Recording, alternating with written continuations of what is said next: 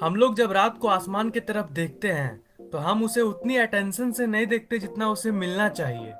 मैं हूँ fact take और इस वीडियो में मैं आपको 5 आश्चर्यजनक फैक्ट्स बताने जा रहा हूँ जिसको जानने के बाद जब आप नेक्स्ट बार आसमान की तरफ देखिएगा तो आप ये जरूर कहिएगा, हाँ ये ब्रह्मांड सच में अमेजिंग है।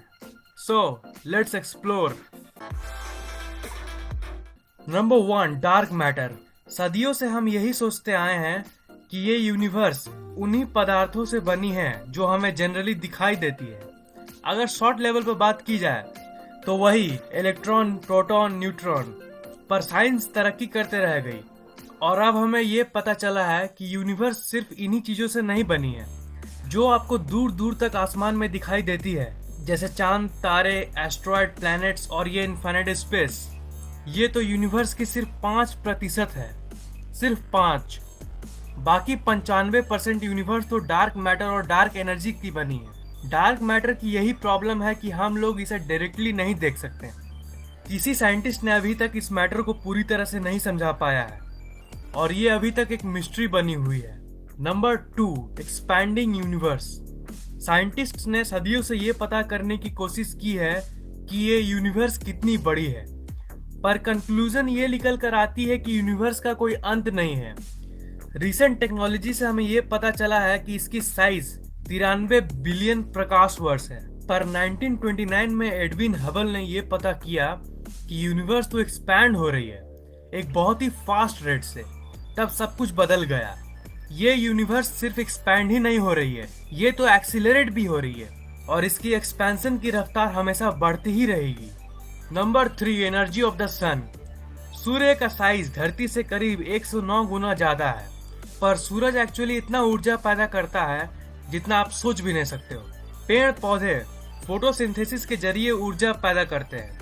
अगर हम सारे पेड़ पौधों की एनर्जी को एक साथ जोड़ दे तो हमें ये पता चलता है कि मानव जाति के शुरू से लेकर अंत तक जितनी पावर एनर्जी यूज होगी उससे 6 गुना ज्यादा तो ये पेड़ सूरज की ऊर्जा को यूज करते हैं।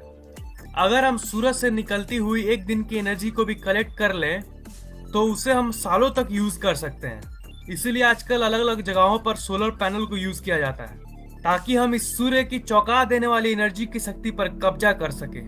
Number 4, the most mysterious signal from space, the wow signal. हम लोग स्पेस को कई दशकों तक सुनते आए हैं और हमें क्या मिला? कुछ नहीं। सिर्फ एक रहस्यमयी घटना को छोड़ के।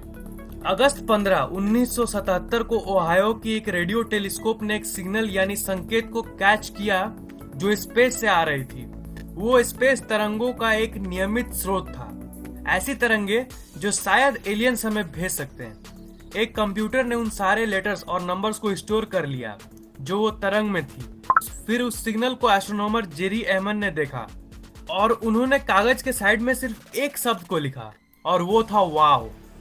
ये घटना ने उन एस्ट्रोनॉमर्स को इतना उत्तेजित कर दिया था कि उसके बाद सालों तक वैसे ही और कोई सिग्नल की उम्मीद की जा रही थी, पर उस दिन से लेकर आज तक कोई सिग्नल वापस नहीं आई। ये भी अभी तक एक मिस्ट्री बनी हुई है। Number 5, if two metals touch in space they simply fuse.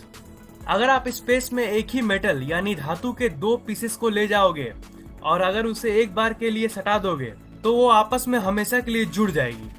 इस फेनोमेनन को हम कोल्ड वेल्डिंग कहते हैं। ये फेनोमेनन धरती पर हवा होने के कारण नहीं होती, क्योंकि धरती पे 2 मेटल के बीच एक ऑक्सीडाइज्ड लेयर आ जाती है जो दोनों मेटल को जुड़ने से रोकती है।